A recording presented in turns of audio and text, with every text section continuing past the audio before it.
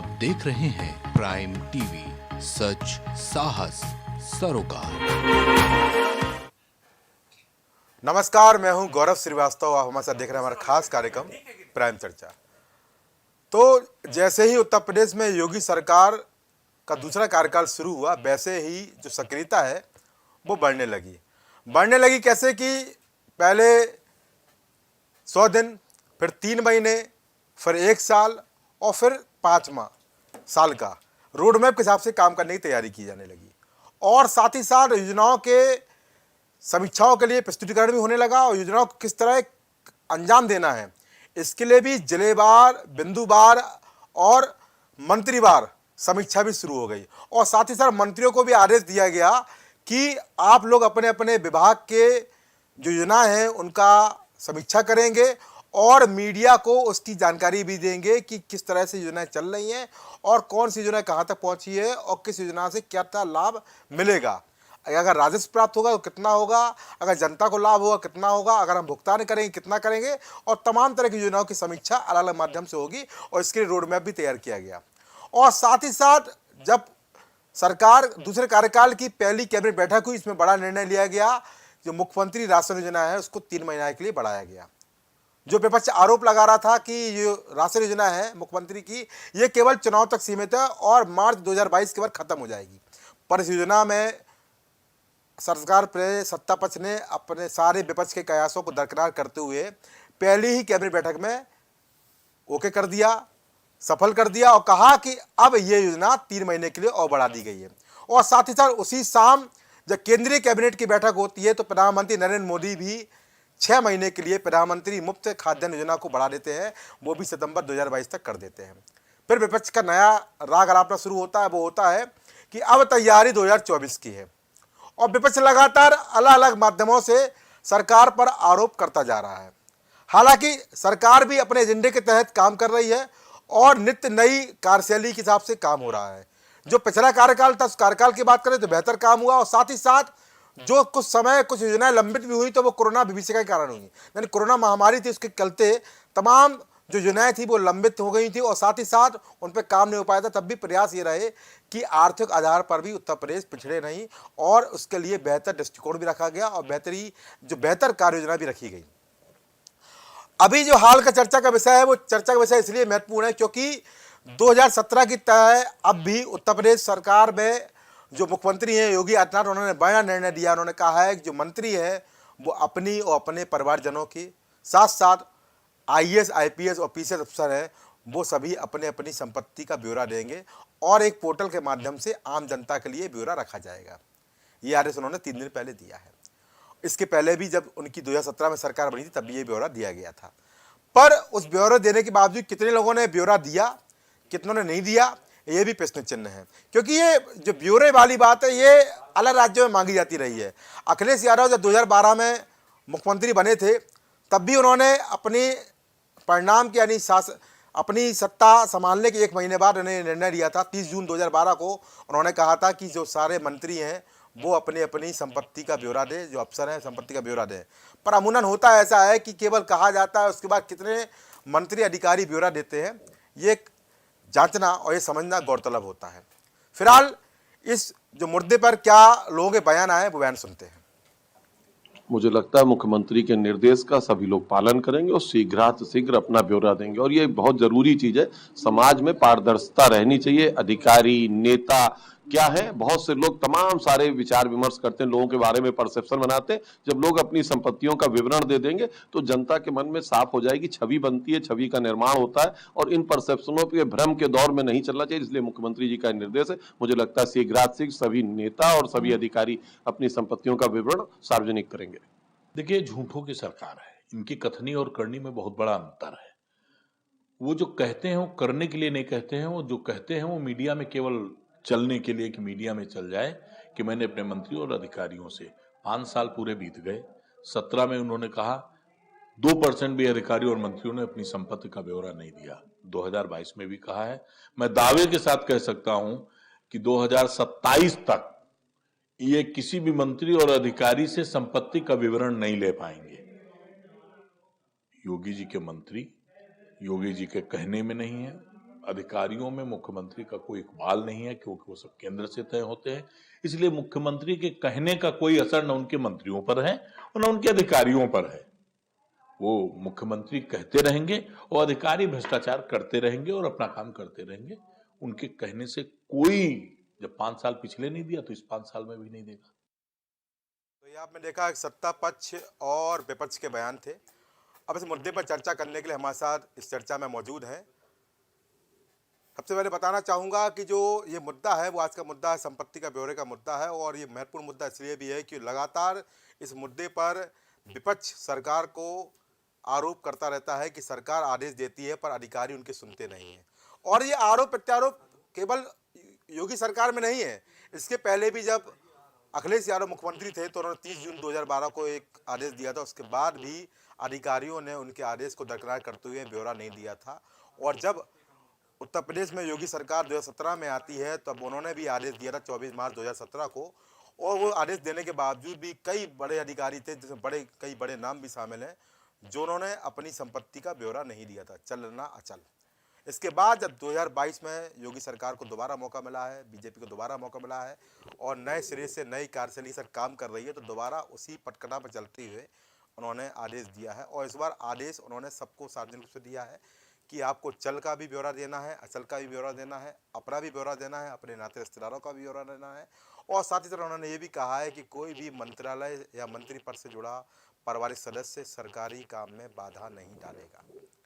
खैर, इस नई कार्यशैली में आदेश तो कई दिए गए, कई बातें की गई, कई तरह के जो नियम कानून बनाए गए हैं कि मंत्री बाहर भी नहीं जाएंगे, सोमवार, मंगलवार, बुधवार, बृहस्पतिवार उनको लखनऊ में रहना अनिवार्य है। इसके साथ ही साथ एक अलग तरीके से उनकी कार्यशैली चल रही है। अभी उन्होंने योजनाओं की समीक्षा के लिए, जनता संवाद के लिए 18 मंत्री समूह बनाया है। उन्होंने कहा है सभी लोग मंडलीय निरीक्षण करेंगे, मंडलीय जो जिलेवार जाएंगे, वहाँ पर एक प्रकार से योजनाओं की समीक्षा करेंगे, वहाँ जनता संवाद भी करेंगे, समस्याओं को भी जानेंगे, और सभी मंत्रियों को ये निर्देश दिया गया है। और साथ ही साथ बताया गया है कि हम जो, अगर जनता ने हमको मौका दिया है, तमाम तरह के जो मुफ्त के वादे जो विपक्षी पार्टियों ने दिए थे, उन वादों को नकारते हुए अब हम इस पर काम करें। फिर इस चर्चा पर जुड़ने के लिए हमारे साथ मौजूद हैं भारतीय जनता पार्टी से देशबंधु दीक्षित जी हमारे साथ अपना पक्ष रखेंगे, और वरिष्ठ पत्रकार ग्रुप में पवन श्रीवास्तव जी हमारे साथ जुड़ चुके हैं, सपा के प्रवक्ता के रूप में जाबिर अहमद जी हमारे साथ मौजूद हैं, और रालोद से आरिफ महमूद जी हमारा इस डिबेट में अपना पक्ष रखते नजर आएंगे। तो जो पहला हमारा सवाल रहेगा वो रहेगा बीजेपी से कि देशबंधु दीक्षित जी, बीजेपी ने 2017 में भी जब सरकार आई थी तब भी 24 मार्च 2017 को योगी जी ने एक आदेश दिया था कि सारे जो मंत्री हैं, अधिकारी, ये अपनी अपनी संपत्ति का ब्यौरा देंगे, पर उस आदेश के बावजूद अफसरों ने अपनी अपनी संपत्ति का ब्यौरा नहीं दिया। बहुत सारे बड़े नाम ऐसे हैं जिन्होंने ब्यौरा नहीं दिया, और उसके बाद जब दोबारा सरकार आई, दोबारा दूसरा कार्यकाल शुरू हुआ, तो अभी उन्होंने फिर ये बड़ा आदेश दिया है 2 दिन पहले। तो क्या मानते हैं, केवल आदेश नहीं दिया जाएगा या इस आदेश का पालन भी होगा?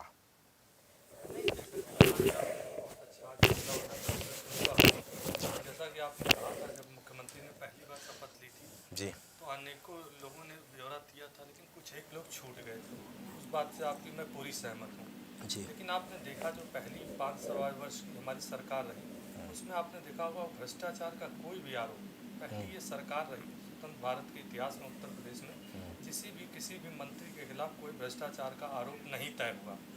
और मैं आपको कहना चाहता हूँ, ये मुख्यमंत्री 2.0 का जो दूसरा कार्यकाल है, और जो अभी आदेश आया है कि सभी संपत्ति, चाहे IAS अधिकारी हो, चाहे मंत्रीगण हो, चाहे परिवार वाले हो, यहाँ तक कि प्रधानों की भी संपत्ति निचले स्तर तक, देखिए भ्रष्टाचार पे हमारे मुख्यमंत्री का 0 टॉलरेंस है, और ये सबसे बड़ी उपलब्धि है।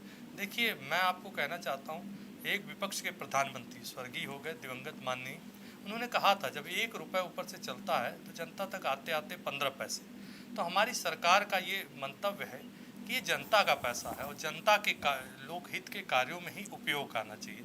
और सबसे पहली बात है पारदर्शिता की। दीक्षित जी, पर यहाँ पर सवाल ये है कि जब आदेश दे दिया जाता है तो आदेश का अधिकारी पालन क्यों नहीं करते हैं? भाई, मंत्रियों के लिए नया आदेश है, पर अफसरों के लिए आदेश दिया जाता है, और बाकायदा ये आदेश केवल उत्तर प्रदेश में नहीं है, ये राजस्थान में भी बाकायदा एक गवर्नमेंट ऑर्डर दिया गया 2021 में, वहाँ पर भी लोगों ने पालन किया। बिहार में भी इसका ऑर्डर दिया गया, वहाँ पर भी आदेश दिया गया, वहाँ पर भी लोग पालन कर रहे हैं। उत्तर प्रदेश में भी दिया गया, कुछ लोगों ने पालन किया, कुछ लोगों ने पालन नहीं किया। तो जो पालन ना करने वाले लोग हैं इनके खिलाफ कार्रवाई कब होगी? या 2017 का 2022 भी निकल जाएगा और फिर आने वाले समय में जो अगर दोबारा सरकार बनती है फिर भी यही ढर्रा चलता रहेगा, तो कार्रवाई कब होगी? और बड़े बड़े नाम इसमें शामिल हैं। देखिए गौरव जी, चाहे कोई बड़े से बड़ा व्यक्ति, ये मुख्यमंत्री का आदेश है। और जो आपने कहा भारतीय जनता पार्टी आती है तो हम सत्ता की लोलुपता नहीं, मैं विपक्ष की बात नहीं करता हूँ, मैं पहले अपनी बात करता हूँ। भारतीय जनता पार्टी का लोगो है कि हम जनता के हित से जुड़े संवाद, विपक्ष की तरह एसी कमरों में बैठ के ट्वीट करना और जनता से कट कर रहना, ये विपक्ष की आदत है। आप देख लीजिए, चाहे समाजवादी पार्टी हो उत्तर प्रदेश में, चाहे केंद्र में विपक्ष की पार्टी के नेता राहुल बाबा आज कहाँ हैं? उत्तर प्रदेश में प्रियंका गांधी चुनाव के समय एक इवेंट मैनेजमेंट के माध्यम से आती हैं और वो इवेंट खत्म हो जाता है और वापस चली जाती है। विपक्ष आज जनता से कट के दूर हो। आपने देखा आज मुख्यमंत्री का सख्त आदेश है कि सप्ताह के अंतिम 3 दिन सभी पदाधिकारी, सभी मंत्रीगण का एक समूह बनाया गया जो जिले में जाएंगे, जनता दरबार लगाएंगे और जनता के देखिए, अगर किसी भी समस्या को हमें सुलझाना है तो जनता से कनेक्टिविटी हमारी बेहतर होनी चाहिए। और जो आपने कहा जो बड़े नाम है, अब मैं आता हूं आपकी बात का, जो आपने प्रश्न पूछा था उसका जवाब आप मुझे 30 सेकंड और दें। जो आपने कहा बड़े नाम, ये हमारा मुख्यमंत्री का सख्त आदेश है। जो कोई भी पिछली सरकार में जिसने कोताही की थी, और अभी भी आपको बता दें कुछ लोग समाजवादी मानसिकता से बने हुए हैं, कुछ बने हुए बड़े देखिए नाम, कुछ अधिकारी समाजवादी मानसिकता से काम कर रहे हैं। तो ये मुख्यमंत्री का सख्त निर्देश है, आपकी सभी को अपनी आय की संपत्ति का ब्यौरा। और देखिए उनका सख्त निर्देश है, कोई भी सरकारी काम में किसी के परिवारवाद का आरोप, देखिए हमारी पार्टी सबसे बड़ी लोकतांत्रिक पार्टी है और हमारा ये वो रहता है कि सरकारी कार्य में कोई भी परिवार का आदमी या रिश्तेदार या कोई भी आदमी बाधा ना पहुंचाए। जनता के जुड़े कार्यों से, जनता से संवाद हो, 3 महीने की और समय हम सीमा दी जनता गई के है। बीच रहकर, और ये जो रोड मैप है 100 दिन का, ये जो हमारा खाका बनाया है रोड मैप, ये आपको देखिएगा, ये एक हमारा विजन है कि पहले 100 दिन में हम जनता के सामने अपने मुद्दे ले जाएंगे। और जो चुनाव के कारण हमारी जो प्रगति के कार्य हैं जो थोड़ा धीमे हुए थे, क्योंकि चुनाव आचार संहिता का एक बाध्यता रहती है, वो खत्म हुई है। और देखिएगा आप डबल इंजन की सरकार 2024 में समय सीमा देश को हम ट्रिलियन इकोनॉमी की तरफ समय सीमा 100 दिन की दी गई है संपत्ति का खुलासा करने के लिए। नहीं, देखिए वो एक नियम है और 100 दिन बहुत होते, पर्याप्त होते हैं। वो आदमी देखिए इस समय काम भी कर रहा है, सरकारी कार्य भी बहुत हैं। आपने देखा होगा बजट भी पास हुआ, उधर 2-3 महीने, हम उससे पहले भी 6 महीने कोरोना के कारण भी बहुत सरकारी काम में रुकावट आई, लेकिन उस पर भी विजय पाते हुए हमारे यशस्वी मुख्यमंत्री ने बहुत मेहनत की। और उसके बाद भी अब जो कार्य हमारे धीमी गति से हैं, वो देखिएगा डबल इंजन की सरकार बहुत तेजी से। हमारे साथ जावेद जी जुड़े हुए हैं, जावेद अहमद जी सपा से। जावेद जी, पूरी बात आपने मेरी भी सुनी और डीसी जी का भी बयान सुना आपने, क्या कहते हैं इनके बयान पर? देखिए गौरव भाई, बहुत साफ सी बात है, कौन नहीं जानता है कि हम तो मतलब बहुत दूसरी तमाम उसको विस्तृत तरीके से, बृहद तरीके से बताएं, कौन नहीं जानता है कि ब्यूरोक्रेसी के इशारे पर अब सरकारें नाचती हैं। योगी जी के पार्ट 1 के कार्यकाल में तो मंत्रियों के 2-4 को छोड़ दीजिए, आम जनमानस मंत्रियों के नाम तक नहीं जानता था। टीम 11, टीम 9, बस यहीं तक पूरी सरकार की भूमिका रहती थी और मुख्यमंत्री जी भी उन्हीं से चर्चा और भ्रष्टाचार के जो आरोप लगे में बोल रहे हो। अब आप जो खुशबू आ रही है, देखिए आप तो बात न करें हमारी, आप अपनी बात को रखें, अपना पक्ष। अरे तो आप क्या है, आप हमारी बात करेंगे। भ्रष्टाचार के आकंठ में कहां डूबे हैं? देखिए डिबेट नहीं होती है, ये बदतमीजी कहां है? जिसको डिबेट की मर्यादा, कुलदीप सिंह कहाँ है? कुलदीप सिंह कहाँ है? आप अपनी बात करिए भ्रष्टाचार के आकंठ में। और जहां तक आय की अधिक संपत्ति का है, भ्रष्टाचार के दलदल में डूबे हैं, आप उनकी बात करेंगे। अब आप गौरव जी, मैं नहीं बोलूंगा, इसी आदमी को बोलने दीजिए। ये बदतमीज आदमी, इसको डिबेट का तरीका भी नहीं पता है। नहीं डिबेट, आप देखिए प्रतिष्ठित चैनल पे, देखिए आप एक सम्मानित चैनल पे झूठ मत बोलिए। आपका पहला वाक्य झूठ से और भ्रामक चीजों से होता है। आप सत्य बोलिए, तथ्यों पे आइए, अध्ययन अध्यापन करके आइए। डिबेट का संस्कार हमें मत, हमें संस्कार, हमें डिबेट की मर्यादा मालूम है। झूठ और प्रेम की बातें न करा करिए, आप एक प्रतिष्ठित चैनल पर बोलने आए। इस तरीके से बीच में नहीं, बारी बारी मैं नहीं बोलूंगा। बोलूंगा, जावेद भाई। मैं गौरव जी डिबेट को छोड़ूंगा भी नहीं, मैं बोलूंगा। नहीं आप बोलिए, जावेद जी बोलिए। इसी आदमी को बोलना ही नहीं, मैं नहीं जावेद जी आप जवाब गौरव जी, इस दीजिए। आदमी को बोलने दीजिए। नहीं बोलिए, ये आपकी बारी, गैर सरकारी बोलिए। अब जी नहीं जिनको बोलेंगे। ये पता नहीं कहाँ से नहीं आप आते बोलिए हैं। मैं जी। ये बीजेपी ने इनको, देखिए गौरव जी, इस तरीके से बात नहीं होती जी बोलिए। आदमी पहला राउंड जब डिबेट ओपन हो जाए तब आइए, आप करिएगा झगड़ा मुझसे, जी मैं बताऊंगा आपको। नहीं, मैं झगड़ा करने नहीं आया, आप चलिए, तथ्यों पे बात नहीं करिए। आपको डिबेट कुछ पता नहीं देखिए, है। आपको यही मतलब ही नहीं मालूम। मैं अर्थ बताता हूँ, अरे डिबेट का आपको मतलब नहीं होता मालूम, आपके है बड़े चर्चा, बड़े प्रवक्ता बैठे हैं, परिचर्चा, पहली बार झगड़ा बैठे नहीं हो होता। मेरे पास। यही तो आपकी मानसिकता नहीं, है। नहीं। आप लोग खाली हर चीज को, अरे डिबेट को भी मानसिकता झगड़ा आपकी समझते हैं। दूषित है, प्रदूषित है। नहीं, डिबेट का पहले मतलब समझ के आइए। झगड़ा नहीं करना होता है, जी, बकवास नहीं करना, जी, तथ्यों पे बात करनी अरे होती है। बकवास आप खाली कर रहे हो बड़बड़ इतनी देर नहीं से। करना होता है, झगड़ा करना। यही झगड़ा ही तो आप लोग कर रहे हो, और झगड़ा करके प्रदेश को यहाँ अरे पहुंचा दिए। झगड़ा तुम पहले शब्दावली को, भाषा को आप से। संयत नहीं करिए। गौरव जी, इस आदमी को दीदी जी, ये बारी-बारी बोल से। ले, ये कितना साफ सुथरा पारदर्शी आदमी है। एक लाइन बोलूंगा, जवाब नहीं दे बोलिए, पाऊंगा। आप बोलिए। आपकी भाषा ही बता रही है कि आप कितना अध्ययन और हाँ, संस्कारी वो है। जैसे को तैसा, जो जैसा करेगा उसको मैं वैसी बातों में अरे तो जवाब बोलिए, देता हूँ। जैसे को तैसा नहीं होता है। में जाना शब्दावली भाई, अगर सटे आपको वाला में साट्यम बोलेंगे तभी नहीं, समझ में आएगा क्या मामला है। साट्यम समाचरित फिर हमें भी आता है, चलिए, ठीक इसका है। मतलब भी अरे बता आपने दूंगा। तो हम अपने तुमसे समय पे केवल बोलिएगा। झगड़ा ही कर आता लेते है हैं। आपको। सटे हर साट्यम तरीके से समाचार कर लेते हैं। भाषावली समझाइए। बताओ, आप एक सवाल का किसी जवाब चैनल दो। पे बोल रहे हैं, बिजली झूठ मत बोला करिए। कर्मचारियों के प्रोविडेंट फंड के घोटाले में आपने 3 अधिकारियों की सीबीआई जांच से योगी जी की सरकार ने 3 दिन पहले क्यों इनकार किया? हमको इसका जवाब दो। ये भ्रष्टाचार के को छिपाने का मामला है कि क्या मामला है? 3 बड़े ब्यूरोक्रेट्स के खिलाफ आपने सीबीआई जांच कराने से इनकार किया, क्यों किया? आप एक सवाल का जवाब दे दीजिए।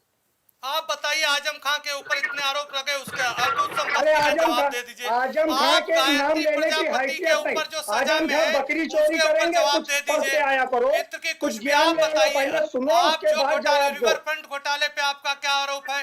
भ्रष्टाचार का जो अरे आकंठ रिवर जो है, फ्रंट जिसमें घोटाला माननीय करने मुख्यमंत्री वाला तक के आपकी आज पार्टी का से विधान प्रभावित पार्षद रहे, था। अपनी बात करो। अरे पहले आप सुनो, लोग बारी-बारी से रिवर बोलिए, फ्रंट बारी-बारी घोटाले से। में इसका उत्तर फर्जी प्रश्न नहीं वादा होता है। करने वाला बारी-बारी आपकी से बोलिए। पार्टी का एमएलसी है।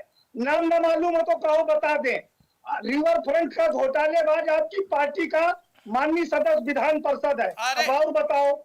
इसीलिए अरे और बताओ ना। ये जनता और नाम न मालूम हो बोलो, उसका नाम भी बता दे। नहीं, जनता जनार्दन ने 2017 के इसीलिए चुनाव में 5 साल पूरी भारतीय जनता पार्टी उछल के उसका नाम ले एक गई। डायरी ले वो लीजिए, आपका 5 साल दोबारा विपक्ष एमएलसी में बैठ हुआ। के केवल नाम नोट करिए। जनता जनार्दन ने फिलहाल- आपके भ्रष्टाचारों पे आज अरे दुर्गति देख आपको लीजिए। बोलना है बोलो भाई। भाई गौरव जी, मैं नहीं इससे बात कर पाऊंगा, इस आदमी भाई से। सॉरी भाई दीक्षित जी, मैं बारी-बारी ऐसे से बोलिए। बदतमीज लोगों से के साथ बोलिए डिबेट जावेद नहीं भाई, करता। बोलिए। अब आपको पूरा मौका है, बोलिए।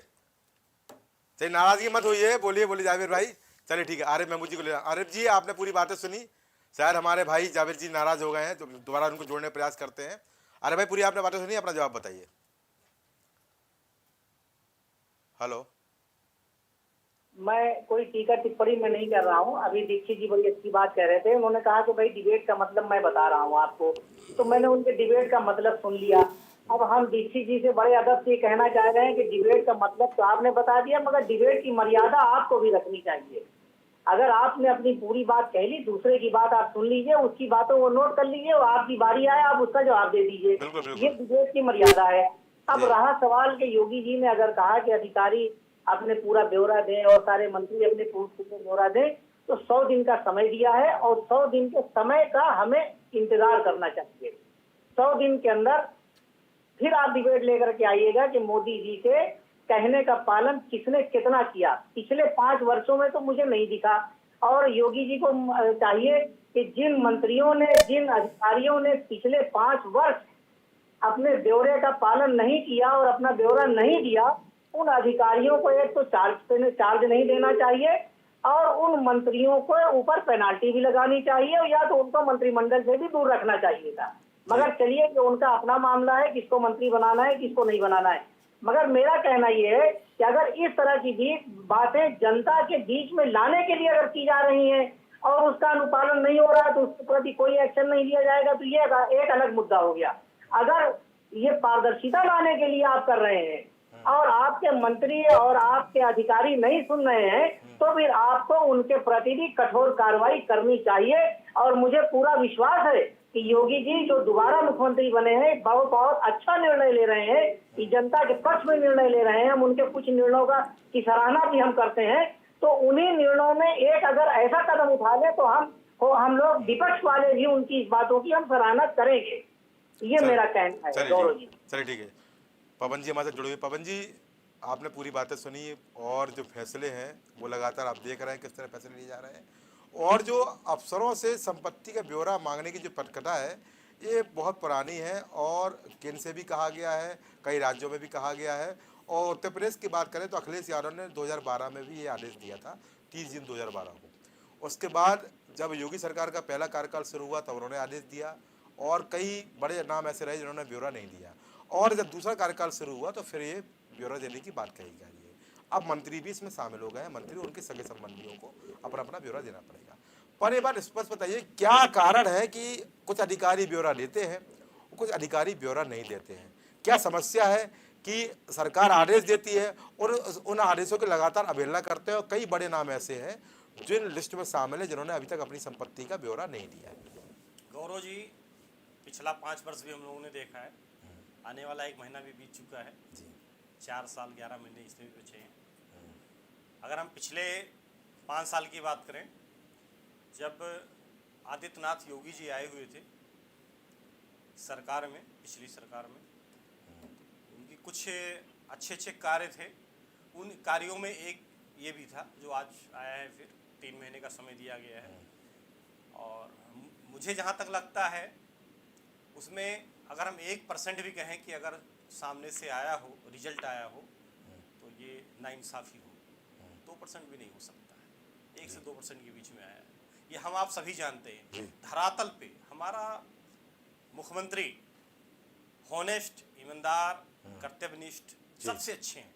जो घर का मालिक होता है उसकी ईमानदारी से परिवार नहीं चलता है, उसका कर्तव्य होता है कि उसके परिवार के सभी सदस्य ईमानदार, हॉनेस्ट हों। आदित्यनाथ जी को बहुत मेहनत करना पड़ेगा और वो कर भी रहे हैं, एक एक करके निर्णय ले रहे हैं, और डिसीजन भी जो ले रहे हैं बहुत अच्छे निर्णय आ रहे हैं। आज जुमे की जो अलविदा की नमाज होती है, आज अलविदा का नमाज था, और इस अलविदा की नमाज को हम हर साल जब भी होता था यहाँ पे उत्तर प्रदेश में, क्षमा करिएगा खास यही, उत्तर प्रदेश में जब भी अलविदा का नमाज होता था तो हमारे उत्तर प्रदेश में लगभग 2846 जगह ऐसे थे जो संवेदनशील थे। इस 2800 के लगभग में लगभग 1000 जगह पर तोड़ फोड़, आगजनी, लड़ाई झगड़े होते थे। नहीं पवन जी, ये गलत बात आप ना कहिए। हम बिल्कुल कहेंगे, हम बिल्कुल कहेंगे। सुनिएगा, गलत बात इस तरीके की आप किसी को भड़काएं, आप सुनिएगा आरिफ जी, सुनिएगा आरिफ जी, अभी आप आरिफ जी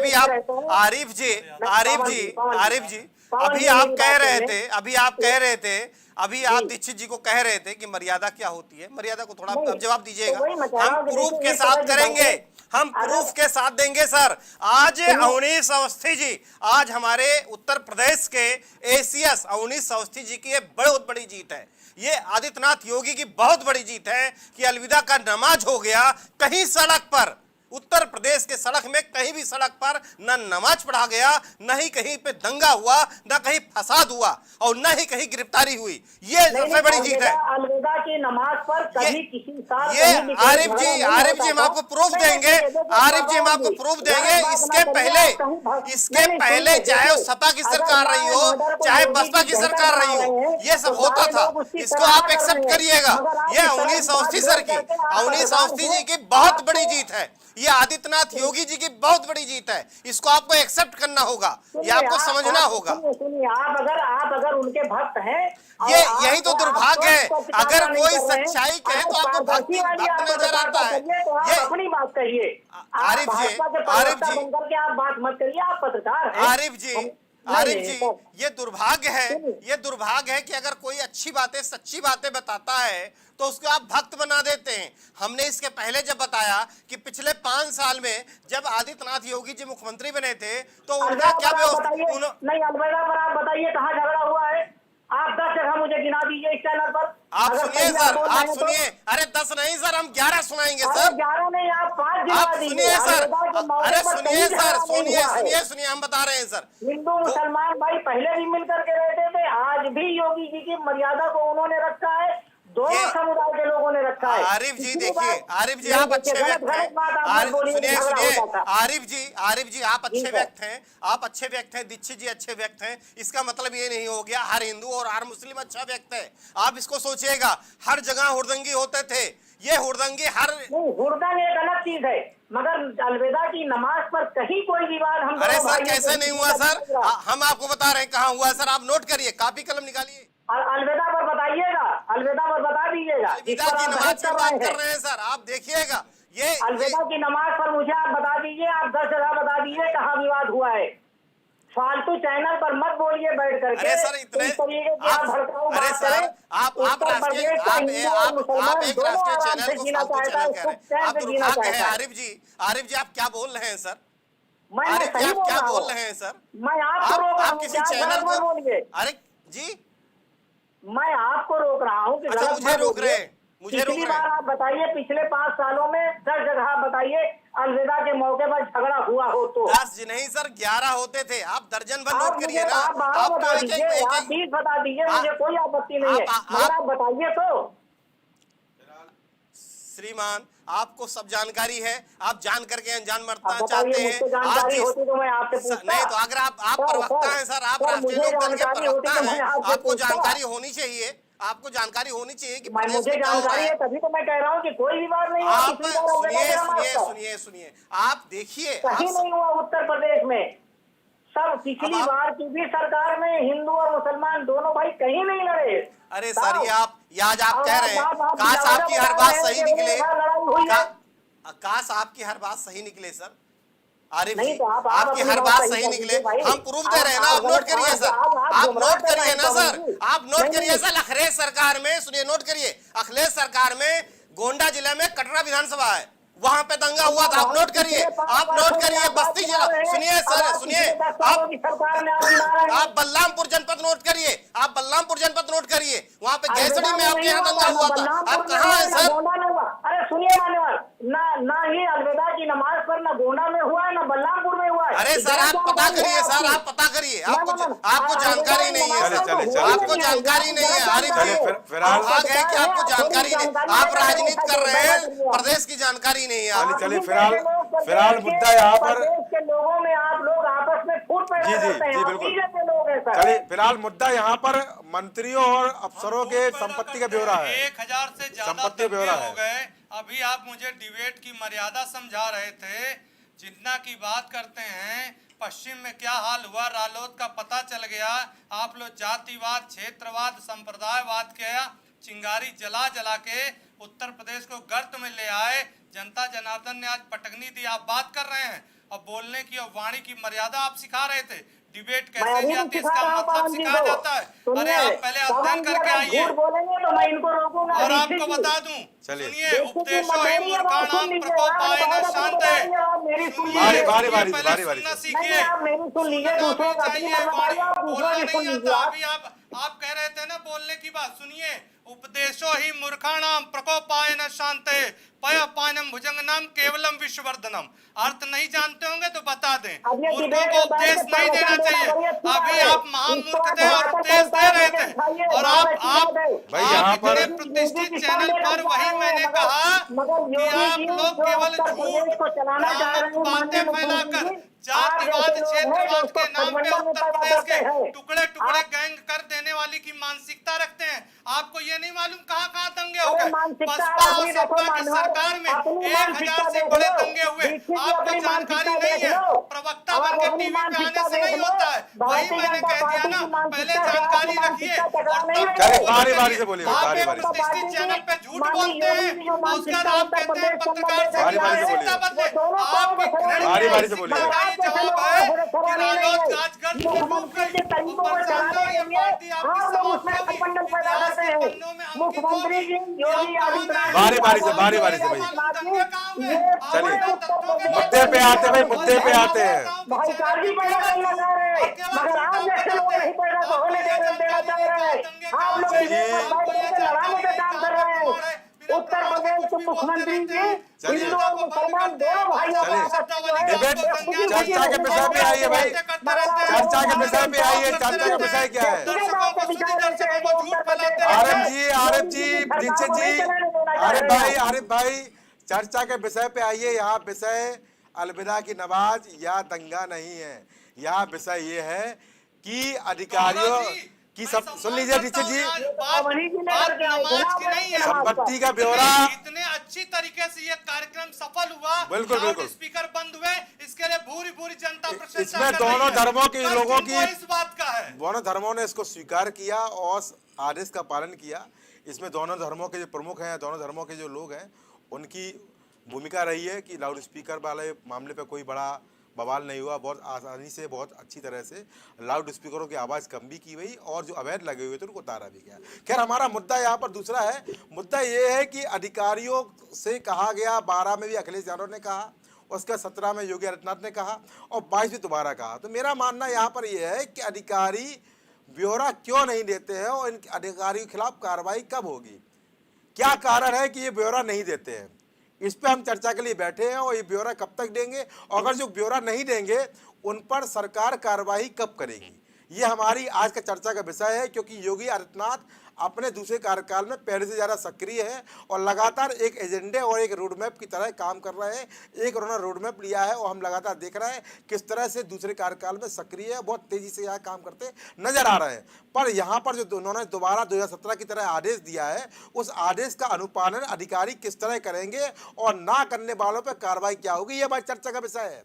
और चर्चा के विषय पे लिए आरिफ महमूद जी आप बताइए, अखिलेश यादव थे, उन्होंने भी आदेश दिया था, उस समय भी पालन नहीं हुआ, 17 में भी पालन नहीं हुआ, 22 की बात है। अब किस तरह पालन होगा और अधिकारियों पे कार्रवाई अगर नहीं होती है तो क्या किया जाना चाहिए भाई?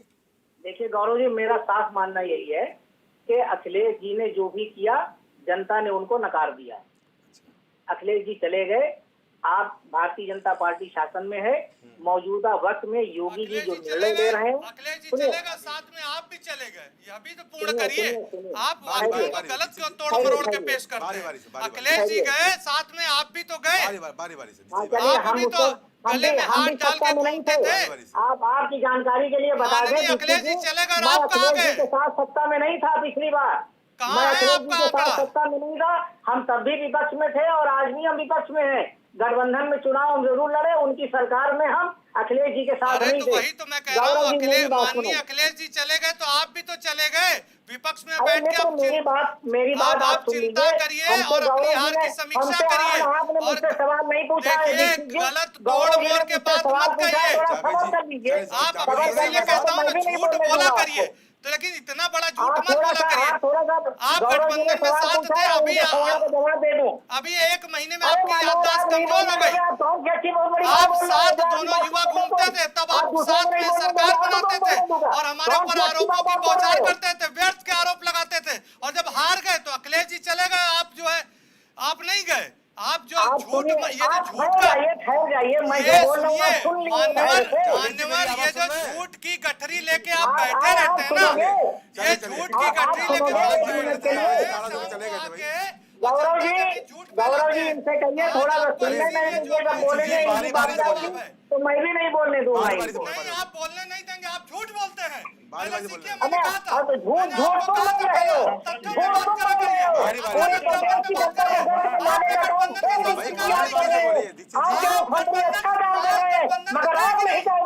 बगल में सपा के प्रवक्ता बैठे, आप उनके साथ गठबंधन के साथ चुनाव लड़े थे कि नहीं? नहीं, आप सपा के साथ थे कि नहीं थे? आप हार स्वीकार नहीं करते हैं, आपकी क्या ऐसा स्थिति है?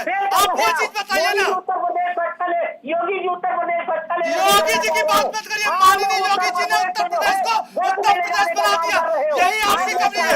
इतनी बड़ी उपलब्धि पे जनता हिंदू मुसलमान की मुद्दा दूसरा है दीक्षित जी, आरिफ भाई कर दिया। आज हिंदू मुसलमान ईद भी मना रहे हैं, नवरात्रि भी मना रहे हैं। चलिए आपके क्रियाकलाप है, चलिए स्पीकर उतारे गए, अपने प्रेम से उतारे गए, आपकी जो नफरत की राजनीति खत्म हो गई। टुकड़े गैंग वाले जो है आज दुबा के जुड़ना जानते हैं।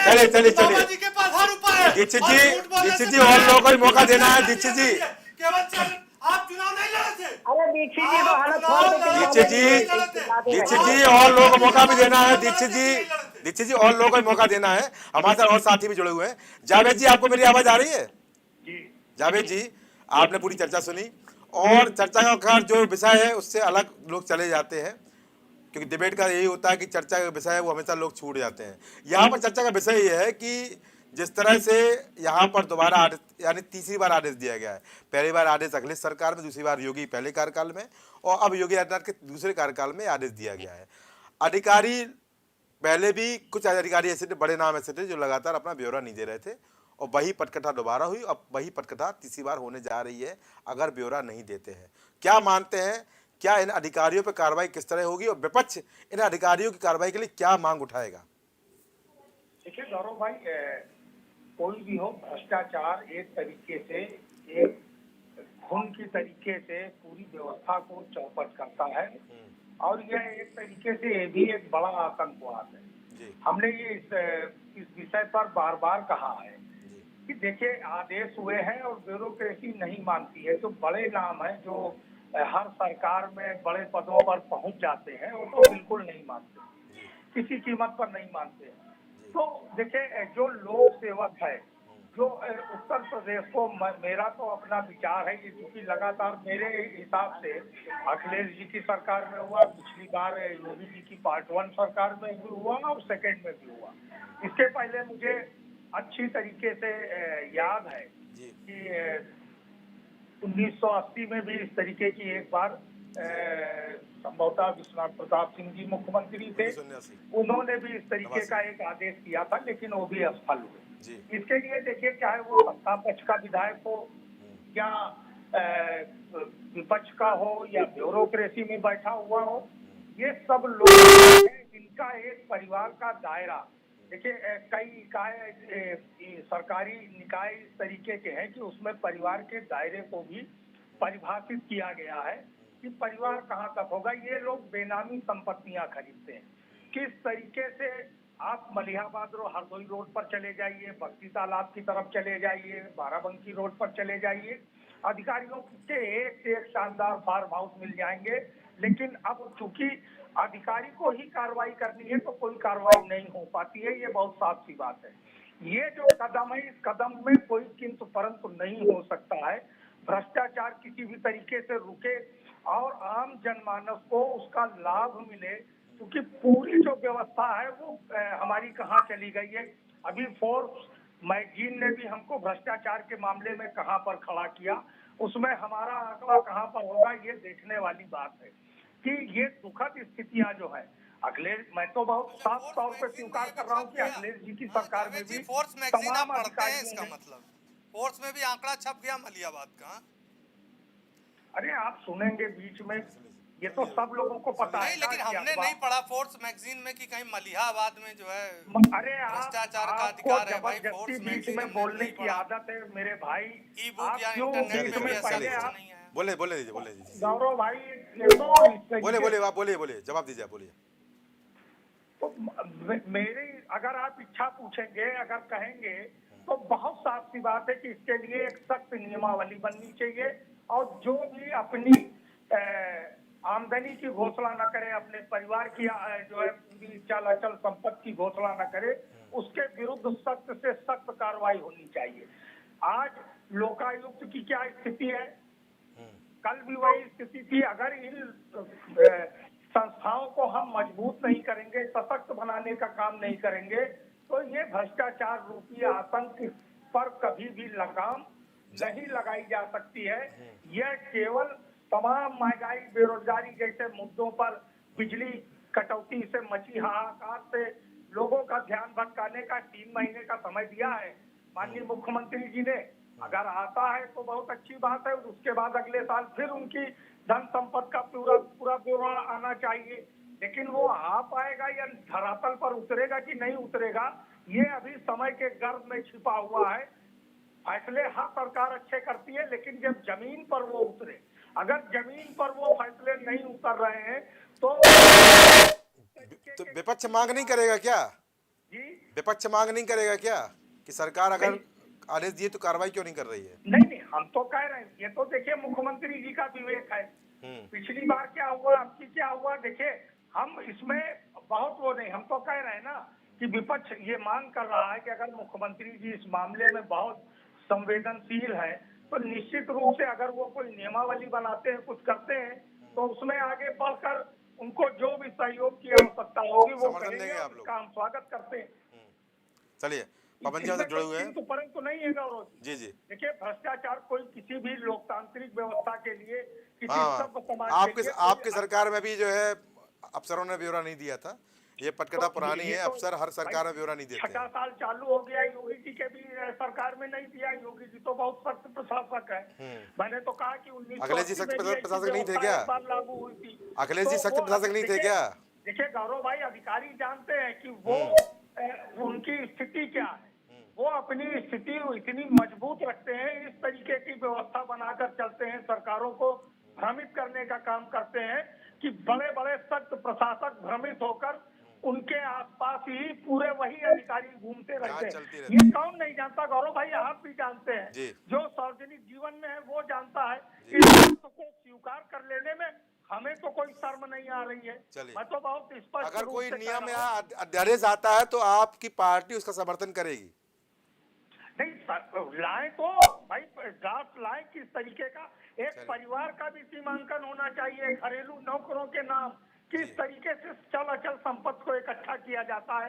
ये किसी से छिपा है, ईडी से छिपा है कि सीबीआई से छिपा है कि किसी सरकारी संस्था से छिपा। चलिए पवन जी वहां से जुड़े हुए, पवन जी से ही जवाब ले लेते हैं। जावेद भाई, पवन जी पूरा आपने सुना, सबके बयान सुने, हालांकि जो मुद्दा थोड़ा भटक गया था, पर क्या मानते हैं क्या कारण है कि उनको पता है अधिकारियों को अगर हमको प्रतिनियुक्ति के लिए जाना है तभी हम ब्यौरा दें, तभी हमको आईपीआर देना पड़ेगा, और अगर हमको केवल पदोन्नति के लिए जाना है तो हमको आईपीआर देने की आवश्यकता नहीं है? क्या यही कारण है?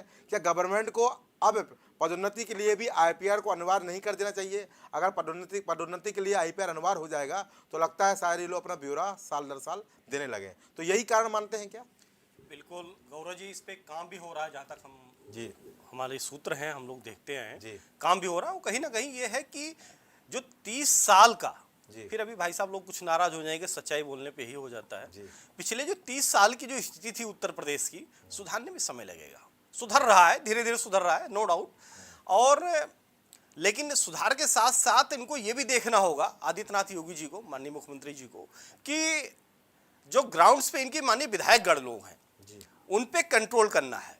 क्योंकि पिछले सरकार में हम देखें बहुत सारे विधायक आए थे, सब कमल के फूल के नाम पर सबको टिकट मिल जाता है और जनता उनको चुन लेती है, क्योंकि लीडर अच्छे हैं। जिनकी लीडर्स जो निचले स्तर पर देखते हैं, चाहे प्रधानमंत्री जी हो, चाहे आदित्यनाथ योगी जी हो, तो जनता इसलिए इनको मौका देती है, बार बार देती है। लेकिन अगर हम पिछले बार की देखें तो बहुत सारे विधायक ऐसे थे जिनकी स्थिति ये थी कि चुनाव लड़ते समय, जब उस बार चुनाव लड़ रहे थे तो अपना 2 बिस्वा 3 बिस्वा बेचने की स्थिति आ गई थी। 2-3 बिस्वा, तात्पर्य 10 लाख, 15 लाख, 20 लाख। अगर उस समय ऐसी स्थिति थी और चुनाव होने के बाद 5 साल व्यतीत होने के बाद आज उनके पास 150-200 करोड़ रुपए से ऊपर की जो दिख रहा है, कहां से पैसे आ रहे हैं? नेताओं को सुधरने की आवश्यकता है। अधिकारी सुधरे हुए हैं, अधिकारी कितना भी गिर जाएगा अगर नेता उनको डिस्टर्ब नहीं करेंगे। अधिकारी काम करता है लेकिन नेताओं का दबाव शुरू हो जाता है। अभी ताजा उदाहरण आप देखिए, बलिया की बात करें हम, माननीय विधायक बीजेपी केतकी सिंह जी हैं, वो उनके साथ जो समर्थक हैं क्या क्या शब्दों का इस्तेमाल किया है, इस पे आदित्यनाथ योगी जी को ध्यान देना होगा। वो कोई भी विधायक हो, चाहे इनके पार्टी का हो, विपक्ष का हो, इस पे काम करना होगा। अगर इस धरातल पे नेताओं को सुधार ले गए, नेताओं को अगर सुधार ले गए तो ये उत्तम प्रदेश बनने में ज्यादा समय नहीं लगेगा। आदित्यनाथ जी नो डाउट्स बहुत ईमानदार हैं, जहां तक हम लोग देख रहे हैं, उनके कार्य करने की क्षमता हम लोग देख रहे हैं।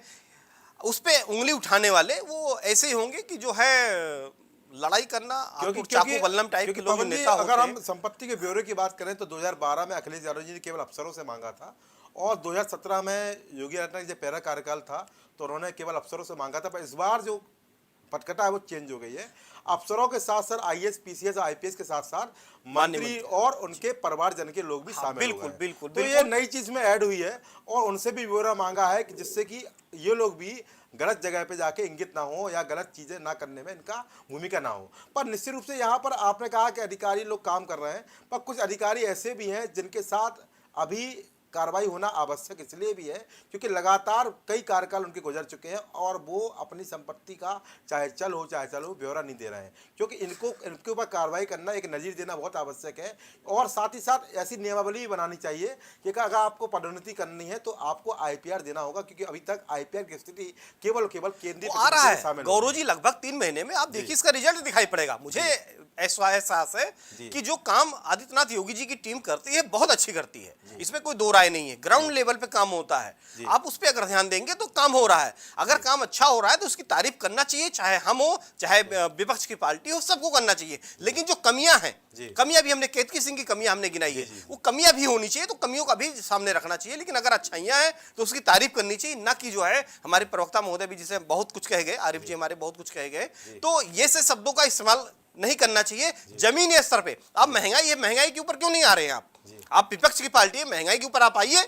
आप तो कहते हैं कि बीजेपी थी तो वो स्मृति ईरानी जी और कहां बैठ करके लोग जो है धरना प्रदर्शन दे, आप आइए ना।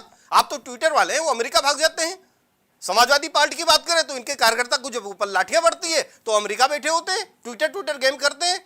ट्विटर से संगठन नहीं चलता है। आप भारतीय जनता पार्टी को देखिए कितनी मजबूती से वो काम कर रही है, धरातल पे काम कर रही है। आपको भी आना है तो आप भी धरातल पे मेहनत से काम करिए। चलिए पवन जी, हम जब सड़कों पर आए तब आपने हमको देखा या नहीं देखा, आप बताइए। हम बिल्कुल देखते रहते हैं, हम उसी हजरतगंज पे हैं, हम उसी अटल चौराहे पे, सुनिए मेरी बात को सुनिए, हम देखते रहते हैं।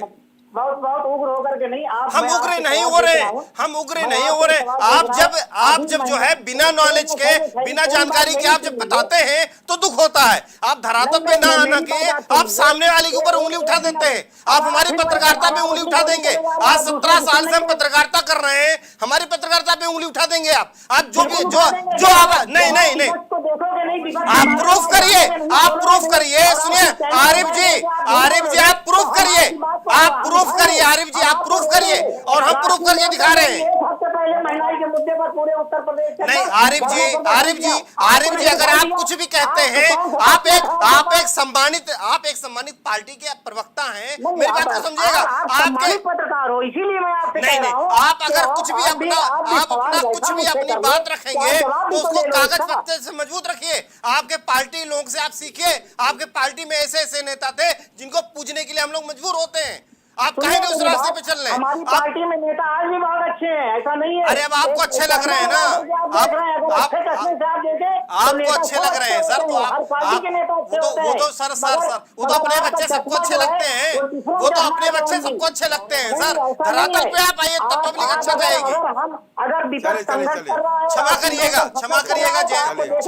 आरिफ जी, आप मजबूती से लड़ाई लड़िए। आप पार्टी सुनिए सर, अभी आप कह रहे थे, सुनिए आप कह रहे थे अखिलेश से आपका संबंध नहीं है। अरे आप चुनाव में दोनों गले में गले हाथ डाल के चुनाव लड़ रहे थे, तब आप कह रहे थे आप सपा से आपको मतलब नहीं है। आप कैसे पार्टी से हैं भाई? आपने कहा कि अखिलेश जी से मेरा मतलब नहीं है, और चुनाव हम गठबंधन में है, मतलब है। पवन जी ने एक प्रश्न उठाया है जी, मैं उस पर 5 सेकंड अपनी भी राय देना जी बिल्कुल जावेद भाई बिल्कुल बोलिए। देखिए पवन जी ने जो कहा, जावेद भाई बोलिए जावेद भाई मुझसे अगर आप व्यक्तिगत रूप से, मैं पवन जी से सहमत हूँ। देखिए लोक सेवकों के लिए उत्तर प्रदेश देश में बने न बने, अगर योगी जी इस रास्ते पर चले हैं तो लोक सेवकों के लिए, वो चाहे विधायक हो या सांसद हो या ब्यूरोक्रेसी में बैठे लोग हो या विपक्ष के हो, सबके लिए समान एक नियमावली बननी चाहिए और इस पर अंकुश लगना चाहिए। इसमें कोई मैं किंतु परंतु करने के लिए मैं तो तैयार नहीं हूँ। अगर पवन जी इस रास्ते पर हैं, पवन जी ने जो सवाल उठाया है, योगी जी को चाहिए कि वो सबकी संपत्ति का ब्यौरा ले। जो भी लोग जो है सार्वजनिक जीवन में है, सदन के अंदर हैं, जो लोग ब्यूरोक्रेसी में हैं, कहीं पर भी हैं, उनका निश्चित रूप से जो है जो भी चल अचल संपत्ति है उसका ब्यौरा सरकार के पास होना चाहिए। दीक्षित जी आप हमारे साथ मौजूद। दीक्षित जी क्या मान, अभी लेता हूँ आपको, अभी आखिरी में आपको लेता हूँ, आप ही को लूंगा। दीक्षित जी ये बताइए कि सरकार ने समय दिया है, पहला कार्यकाल भी रहा, हम अखिलेश यादव की कार्यकाल की बात नहीं करेंगे, हम 17 की बात करेंगे, और इस बार 22 में अलग तरह की पटकथा है, और मंत्रियों और उनके रिश्तेदारों को भी जोड़ा गया है, और साथ ही साथ अफसरों को भी कहा गया है कि अपने कार्यकाल का ब्यौरा दें। क्या मानते हैं कि 3 महीने का 100 दिन का समय दिया गया है, कार्रवाई होगी अगर अपनी संपत्ति का ब्यौरा नहीं देंगे? क्या मानते हैं, कार्रवाई की जाएगी? देखिए गौरव जी, मैं यही कहूंगा, माननीय मुख्यमंत्री की ईमानदारी, कर्मठता जी। का प्रमाण पत्र हमें विपक्ष से लेना है। जनता जनार्दन ने हमें 2022 के चुनाव में आशीर्वाद देकर एक बार पुनः 5 साल के लिए जिम्मेदारी दी है। और आपको बता दें, हमारे मुख्यमंत्री भ्रष्टाचार के नाम पे और आतंकवाद के नाम पे जीरो टॉलरेंस रखते हैं। कोई भी बड़ा से बड़ा अधिकारी हो, पदाधिकारी हो या किसी दायित्व पे, वो बख्शा नहीं जाएगा। और दूसरी बात है, मैं और आलौद के प्रवक्ता को कहूंगा, ये लिंक नहीं सुनिए, पहले मेरी बात सुन लीजिए जावेद जी, फिर मैं बोलूंगा तो आप कहोगे मर्यादा। अरे भाई बोलना बताइए। पहले जावेद समाजवादी प्रवक्ता, और इनको मेरा एक ही सुझाव है, वो भी मुफ्त में, अभी मैंने कहा था कि उपदेशो ही मूर्खाणा। आप चैनल के बाद व्यक्तिगत फोन करिएगा। अगर ये डिबेट देखेंगे माननीय जयंत जी, तो आज पार्टी पे क्या कार्रवाई होगी। आप दोनों अभी गलबलियां मना के 1 महीने पहले चुनाव में लड़ रहे थे, अभी भी दोनों पार्टी एक है। आप उसको अलग कर रहे हैं। चैनल पे आप सोचिए, हिंदुस्तान के सबसे बड़े प्राइम टीवी के चैनल पे आप झूठ बोल रहे हैं। आप दोनों साथ थे कि नहीं, और आज साथ नहीं है, यह बात आरिफ महोदय, जिम्मेदार प्रवक्ता, अगर ऐसा बड़ा झूठ बोले। नहीं दीक्षित जी, मैं हूँ, साथ में हूँ, हम गठबंधन साथ में ही है। नहीं तो आप प्रचार आप मना फैलाइए। आप इस लिंक को माननीय जयंत जी और माननीय अखिलेश जी को जरूर भेजिएगा। नहीं भेजेंगे, मेरा सुझाव है। और दूसरी बात आपको बता दें, और रही बात संपत्ति के मुद्दे पे, गौरव जी 10 सेकंड और दीजिए, मैं पूरा करूंगा। संपत्ति के मुद्दे पर सारे रिकॉर्ड मांगे जाएंगे। और आपको बता दें, किसी भी प्रभावशाली व्यक्ति, चाहे वो कितने बड़े से बड़ा पद पर हो, इस सरकार में बख्शा नहीं जाएगा। और सभी के 100 दिन पर्याप्त हैं। सबको पर्याप्त मौका दे रही है कि सब अपने आय का, संपत्ति का ब्यौरा परिवार के साथ सबमिट करें। और हमारी सरकार निसंदेह देखिएगा अगले 5 वर्ष में भव्य उत्तर प्रदेश बनाएगी। और जो मुख्यमंत्री की 1 ट्रिलियन इकोनॉमी का सपना है, वो हम पूरा करेंगे। और उत्तर प्रदेश भारतवर्ष में अयोध्या के नाम पे आज यही जिन्ना की मानसिकता, भव्य राम मंदिर भी बनेगा और भव्य उत्तर प्रदेश। समय पूरा हुआ। 30 सेकंड में आरजीत, 30 सेकंड में जवाब, 30 सेकंड है आपके पास, बोलिए। जी गौरव जी, मेरा कहना ये है, हमारे जो साथी पैनलिस्ट बैठे थे, बीच में बोल लेते थे, बात नहीं पूरी होने पाती थी। मेरा कहना ये है कि देखिए, हम विपक्ष में हैं और योगी जी अब की बार जो मुख्यमंत्री विपक्ष में नहीं है, आप इस रिकॉर्डिंग को बार-बार देखिएगा। चले किसी जी बोल लीजिए, समय पूरा हो रहा है, और आप झूठ बोलते हैं। समय पूरा हो रहा है। चलिए आप सभी का धन्यवाद। आगे चर्चा होती रहेगी। चलिए, आप सभी का इस कार्यक्रम में जुड़ने के लिए धन्यवाद। और अब हमने देखा, इस चर्चा का विषय था कि अधिकारी और मंत्री और उनके रिश्तेदार अपनी अपनी संपत्ति का ब्यौरा देंगे कि नहीं देंगे। हालांकि ये आदेश योगी आदित्यनाथ ने दिया है, जो लगातार अपने दूसरे कार्यकाल में पूरी तरह सक्रिय है और नई कार्यशैली के साथ, नई जोश के साथ अपनी सरकार को चला रहे हैं। अब आने वाले 3 महीने में, 100 दिन में क्या होगा, अधिकारी ब्यौरा देंगे नहीं देंगे।